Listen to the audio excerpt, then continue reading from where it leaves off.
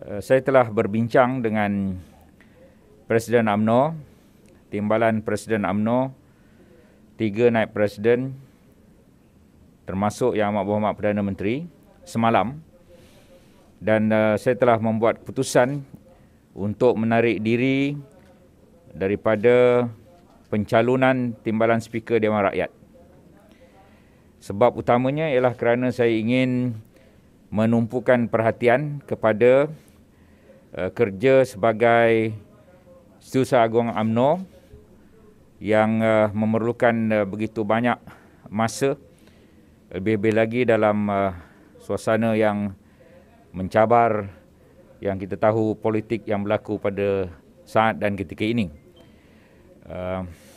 Saya telah memaklumkan kepada Yang Berhormat Datuk Seri Dr. Wan Junaidi pagi ini.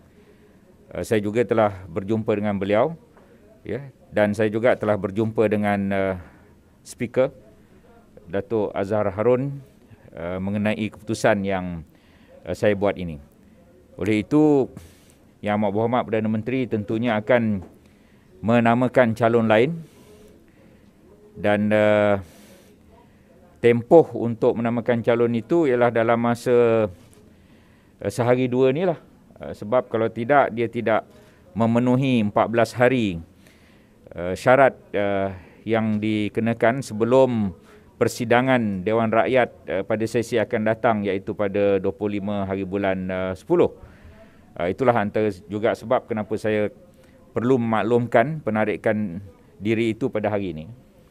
Seperti contoh semalam, ada banyak mesyuarat-mesyuarat yang saya kena hadiri. Pukul 2 ada mesyuarat, pukul 4 ada mesyuarat, ya, pukul 6 ada mesyuarat, pukul 8 malam ada mesyuarat. Bagaimana saya ingin berada di dua tempat pada ketika persidangan Dewan Rakyat khasnya. Jadi itu menyebabkan saya kena pilih salah satu lah.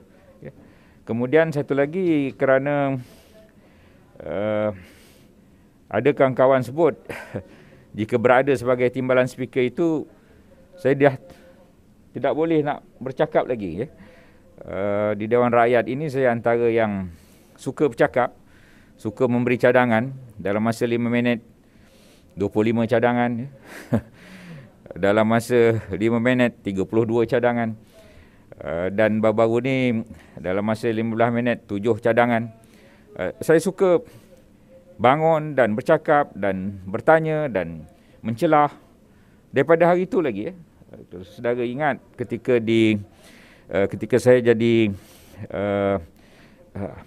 wakil rakyat pembangkang, ada 1 tahun itu saya bercakap semua kementerian.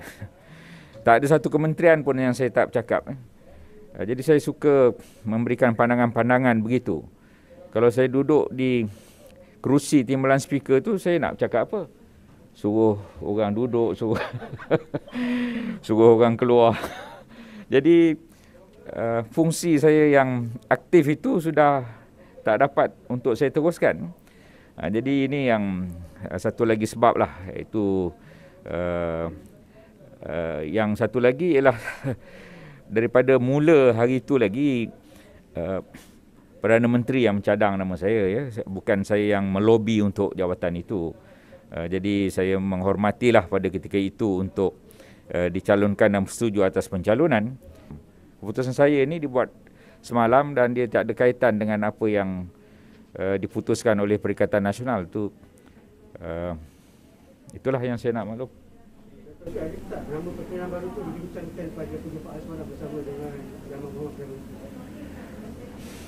Itu hak prerogatif Perdana Menteri lah untuk adalah 1-2 nama, tapi tidaklah diputuskan lagi. Itu terpulang kepada terpulang kepada Perdana Menteri untuk menamakan.